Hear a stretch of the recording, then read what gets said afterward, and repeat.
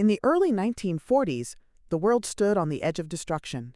But no one could imagine that the most terrifying wind of war would rise from the east, a storm that would turn young men into living weapons. This is the story of Japan's road to the Pacific War, a journey of ambition, pride, and ultimate tragedy.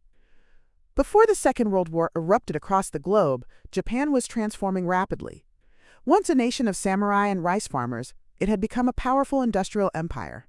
The 1930s saw Japan's army and navy grow stronger, its factories turning from producing silk to steel, and its people taught one message again and again: serve the emperor, even if it costs your life.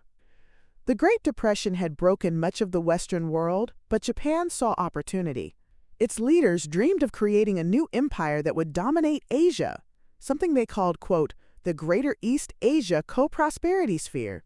On the surface, it sounded noble, a promise to free Asia from Western rule. But the truth was clear: Japan wanted to rule. In 1931, Japanese troops invaded Manchuria, claiming they were bringing peace.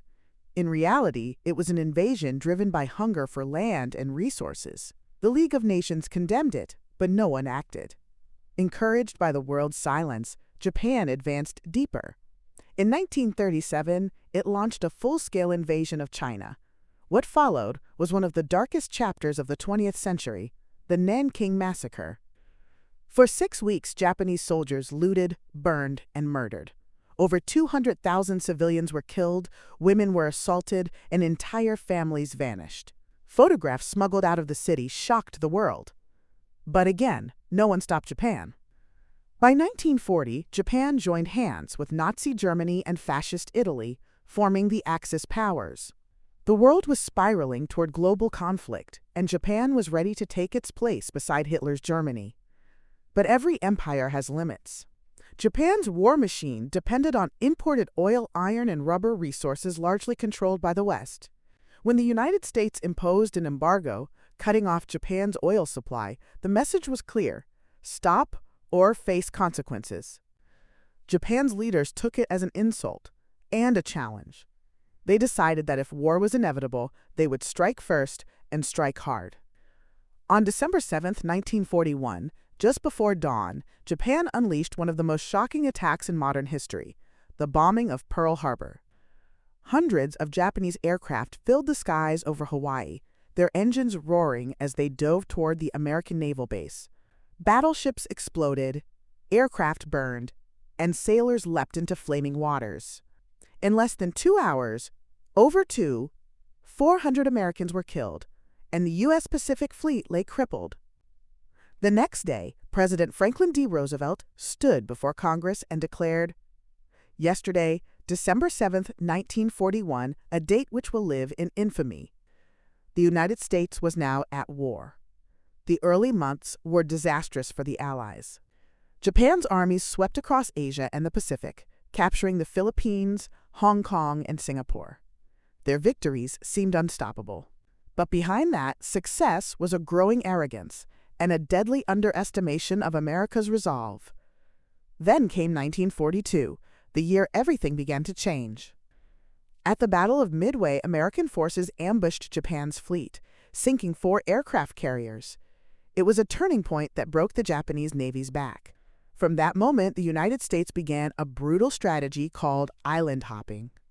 Each island was a deadly step toward Japan. On places like Guadalcanal, Tarawa, and Saipan, soldiers fought not just against bullets, but against the jungle, disease, and despair. Every inch of land was soaked in blood. The Japanese refused to surrender. Many soldiers committed suicide rather than be captured. To them, surrender was the ultimate shame.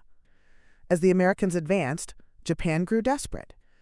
By 1944, the empire was cornered, its cities bombed, its navy shattered, and its supplies running out. Yet the government refused to accept defeat. They turned to something new, something horrifying. The Japanese military command decided that if men could not win the war, they could at least die trying. And so was born the Kamikaze, the divine wind. The idea came from Japan's ancient legend. Centuries ago, typhoons had saved Japan from Mongol invaders. Now, Japan believed a new divine wind could save them again, not through storms, but through sacrifice. Young pilots, barely in their 20s, were trained for a single mission: crash their planes, filled with explosives, directly into enemy ships. They were told their deaths would protect Japan, that their spirits would live forever as heroes. The first major kamikaze missions took place during the Battle of Leyte Gulf in October 1944, one of the largest naval battles ever fought. As American ships advanced toward the Philippines, the sky filled with the sound of approaching engines. Sailors looked up and saw something terrifying: Japanese planes diving straight toward them, flames trailing behind. Explosions ripped through decks, men were thrown into the sea, and entire ships went up in fire. Survivors said it was like watching death fall from the sky. Between 1944 and 1945, over 3,000 kamikaze pilots died in suicide attacks, sinking or damaging more than 400 Allied ships. To Japan, they were symbols of ultimate devotion. To the Allies, they were proof that their enemy would rather die than surrender. But even such sacrifice could not change the outcome. America continued to advance one island at a time. In early 1945 came Iwo Jima, a small island but of huge strategic value. Nearly 21,000 Japanese soldiers defended it to the last man. Only 200 survived. Then came Okinawa, the bloodiest battle of the Pacific. Over 100,000 Japanese soldiers and 12,000 Americans were killed. The skies above Okinawa were filled with kamikaze planes, hundreds diving into warships in waves of flame and smoke. The battles left Japan broken. By August 1945, its cities were destroyed, its navy gone, its people starving.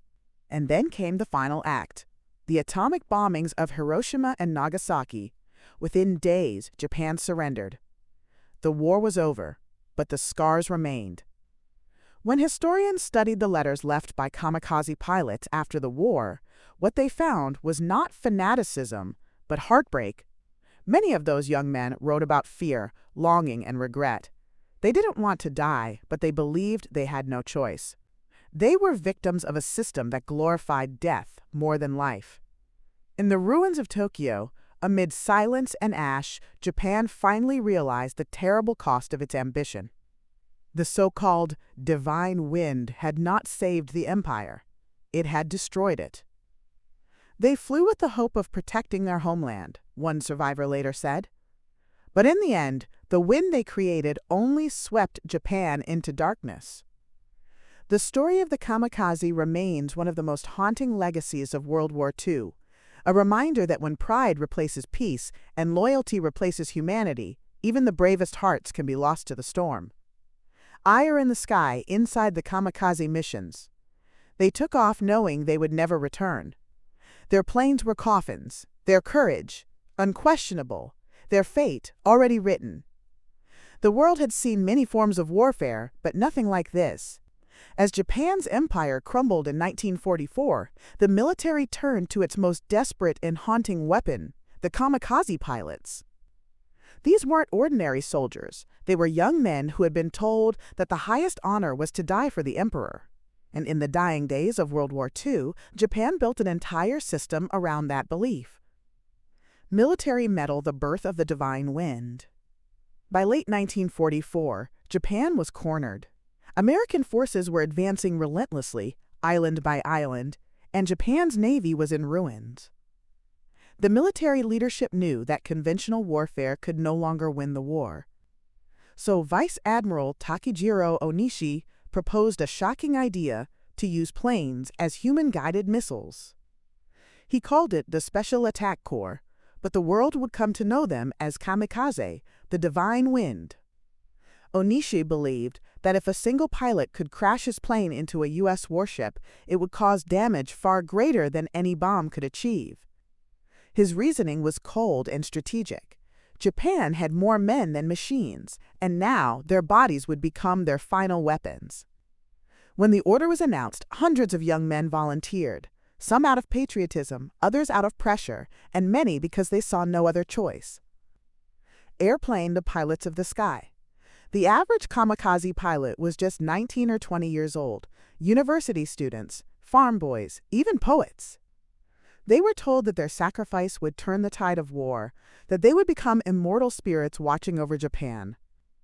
But behind the national pride was silent fear. Letters recovered after the war revealed the truth. These boys were terrified. High voltage, the first strikes. The first kamikaze attack struck during the Battle of Leyte Gulf in October 1944. As American ships approached the Philippines, the skies suddenly filled with Japanese planes diving at terrifying speed. One of them hit the USS St. Lo, a U.S. escort carrier. The explosion was so powerful that it tore through the deck and ignited fuel tanks below. Within minutes, the ship sank, taking over 100 men with it. The Japanese High Command called it a victory. The experiment had worked. In the months that followed, the skies over the Pacific turned into fiery graveyards. Kamikaze pilots struck at Okinawa, Luzon, and Iwo Jima, targeting aircraft carriers, destroyers, and transport ships. American sailors watched helplessly as planes, trailing smoke and fire, came screaming down toward them. Survivors described the attacks as, quote, unstoppable. A U.S. officer later said, "You could shoot them, but they kept coming. They weren't afraid to die, and that made them more dangerous than any enemy we'd faced." Dove the hidden truth. While Japan's propaganda portrayed these pilots as heroes, not everyone agreed. Even Admiral Onishi, the man who created the program, began to question it.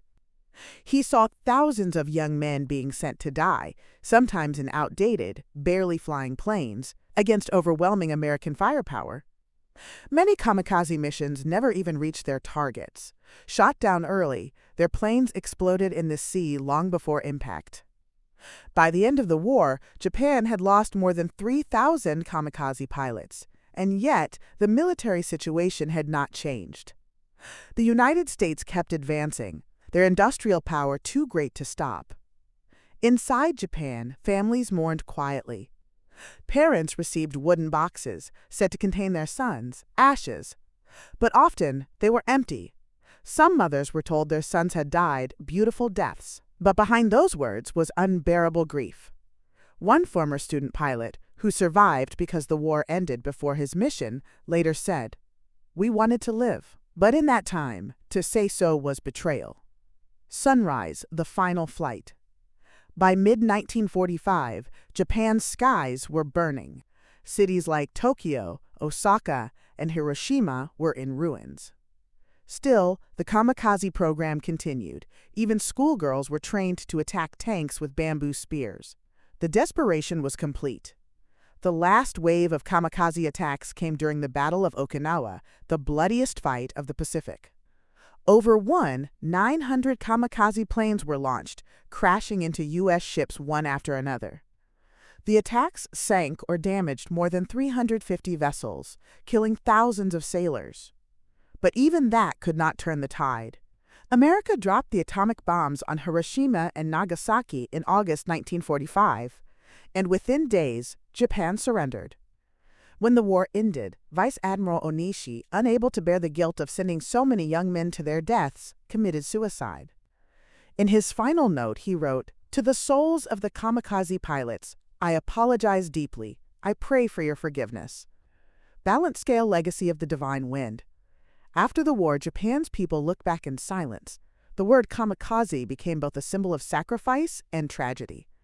For decades, their letters were hidden, their photos locked away, their stories whispered rather than told. Today, historians see them not as villains, but as victims, young men trapped in a system that glorified death more than life. Their story is not about glory. It's about the cost of blind loyalty and the tragedy of war. In museums across Japan, visitors can now see their farewell notes, flight helmets, and final photographs. Many stop in silence, because even after all these years, the image of those boys smiling before their last flight is too heavy to forget. They called it a divine wind, one historian said. But it was really a storm born of desperation, one that carried an entire generation into the fire. The fire faded, the war ended, and Japan was reborn. But the spirits of the kamikaze, young, brave, and broken, remain forever in history's sky, a haunting reminder of how far humanity can fall when duty becomes death. Blood and sand, the island battles of Iwo Jima and Okinawa. The Pacific was no longer just an ocean. It had become a graveyard, a stage for the deadliest battles of World War II, where sand ran red and every breath could be your last. By early 1945, the Allied forces had pushed across the Pacific, island by island, in a strategy known as island hopping. Every captured island was a stepping stone closer to Japan's mainland, but each conquest came at an unimaginable cost. Among these, Iwo Jima and Okinawa would become symbols of courage, endurance, and the terrifying brutality of war. The island of Iwo Jima, only 8 square miles in size, held tremendous strategic importance. Its airfields could be used by Japanese fighters to intercept U.S. bombers heading to Japan, and controlling it meant safer passage for American aircraft. The Japanese, fully aware of this, fortified the island with underground bunkers, tunnels, and artillery, turning it into a near-impenetrable fortress. On February 19, 1945, the U.S. Marines landed on Iwo Jima. From the moment they hit the beaches, chaos erupted. The Americans faced another nightmare, the terrain itself. Black volcanic sand slowed movement, and cliffs provided natural defensive positions for the Japanese. Every step forward was met with resistance. Tanks bogged down in the sand, and soldiers were exposed to relentless fire. Yet, despite the horrors, the Marines advanced inch by inch. One of the most iconic moments of the battle, immortalized in the famous photograph, was the raising of the American flag on Mount Suribachi. Amidst smoke and blood, a small group of Marines climbed the peak and hoisted the stars and stripes. It was a fleeting moment of triumph in a sea of death. But the battle was far from over. Fighting continued for over a month, and by the time the island was secured, nearly 7,000 American soldiers had died. Japanese casualties were even higher. Almost the entire defending force perished. Okinawa was even larger, spanning over 470 square miles, and became the final battleground before a potential invasion of Japan itself. The Japanese committed nearly 100,000 soldiers, along with civilians, in a last-ditch effort to halt the American advance. The battle began on April 1, 1945, and lasted 82 days. The Americans faced relentless kamikaze attacks from the sky, artillery bombardments from the hills, and booby traps hidden across villages and forests. The Japanese strategy was one of attrition. The goal was to inflict maximum casualties to weaken American resolve. For the soldiers on the ground, Okinawa was a nightmare. Muddy fields, hidden snipers, and the constant threat of artillery shells made survival uncertain. Civilians were caught in the crossfire, with tens of thousands dying or being forced into hiding.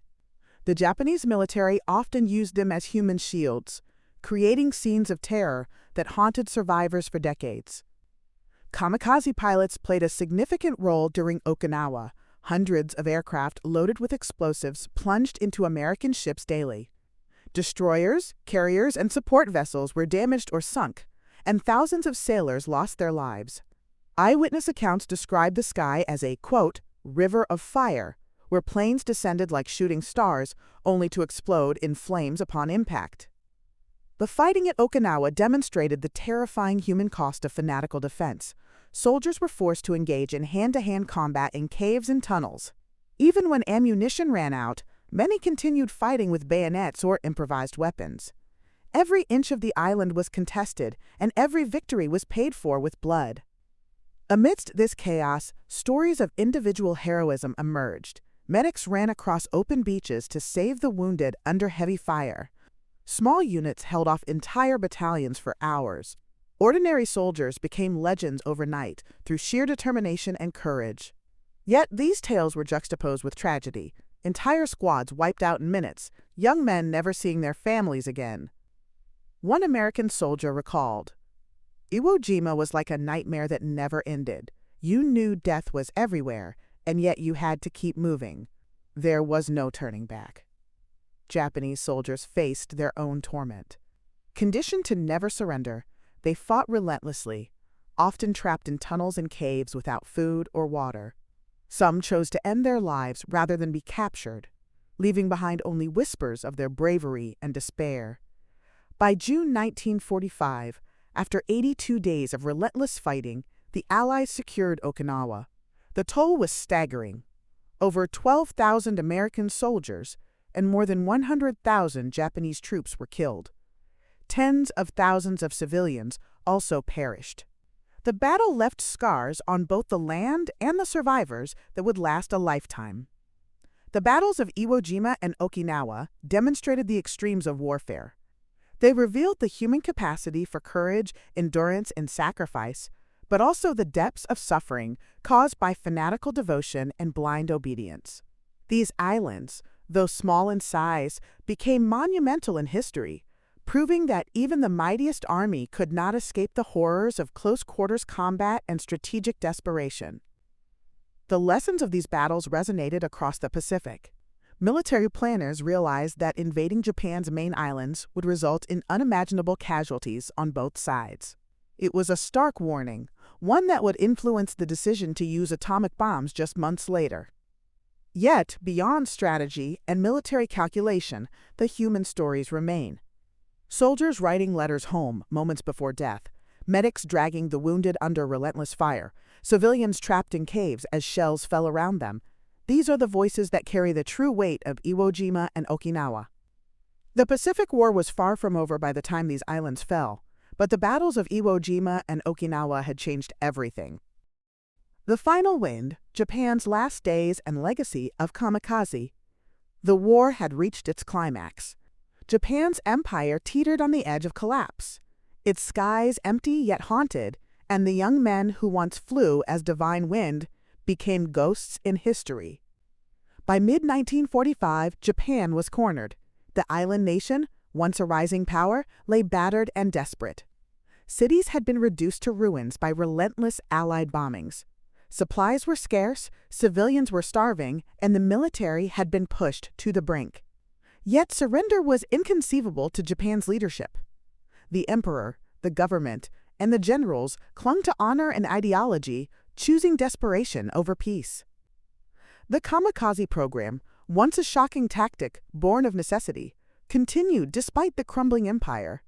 Young pilots still took off in planes, packed with explosives, diving into American ships in waves of fire. Hundreds of ships were damaged or sunk, and thousands of lives were lost. Yet strategically, the efforts could not reverse Japan's decline. Inside the nation, fear and uncertainty were everywhere. Families mourned sons whose bodies would never return. Letters discovered after the war revealed fear, regret, and love. Many pilots wrote of cherry blossoms they would never see, of mothers they would never embrace again, of lives stolen before they could even begin. Their bravery was real, but it was a bravery coerced by circumstance and ideology. Amidst this chaos, Japanese leaders considered every option to prevent defeat. Some advocated surrender, but hardliners rejected it. They prepared for a final, bloody defense of the home islands. Civilians were trained to fight with bamboo spears and even improvised explosives. The nation braced for a total war scenario, a defense so fierce that it could cost millions of lives. Meanwhile, the Allies were planning the ultimate push. The Pacific had already been soaked in blood at Iwo Jima, Okinawa, and countless smaller islands. But Japan's main islands remained. Military planners knew that a conventional invasion could result in catastrophic casualties for both sides. Estimates predicted millions of Japanese deaths and hundreds of thousands of Allied soldiers lost. It was this grim calculation that influenced the decision to use a new, terrifying weapon, the atomic bomb. On August 6, 1945, the world witnessed the unimaginable. Hiroshima, a city of over 300,000 people, was obliterated in an instant. The blast and the resulting firestorm killed tens of thousands immediately, with tens of thousands more succumbing to injuries and radiation in the following days. 3 days later, Nagasaki faced a similar fate. In less than a week, Japan's cities were shattered, and the cost of prolonged resistance had been made tragically clear. Faced with this unprecedented devastation, Emperor Hirohito broke the silence.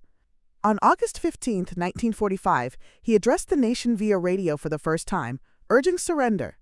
His words were careful, acknowledging the suffering and destruction, and emphasizing the need to preserve what remained of Japan.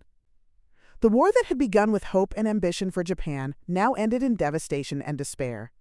The young men who had flown as kamikaze pilots were gone, their sacrifices rendered moot by the overwhelming power of modern warfare.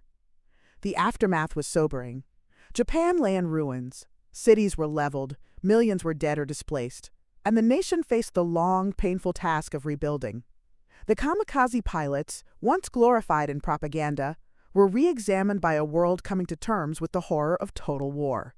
Were they heroes or victims? Historians concluded they were both brave young men trapped in a system that demanded death over life. Across the Pacific, Allied nations began the process of occupation and reconstruction. The United States played a major role in reshaping Japan's government, economy, and military. Emperor Hirohito was allowed to remain, but his divinity was renounced, and Japan embraced a new path toward peace and democracy. Yet the memory of the kamikaze and the brutal island battles lingered. Memorials were erected, letters preserved,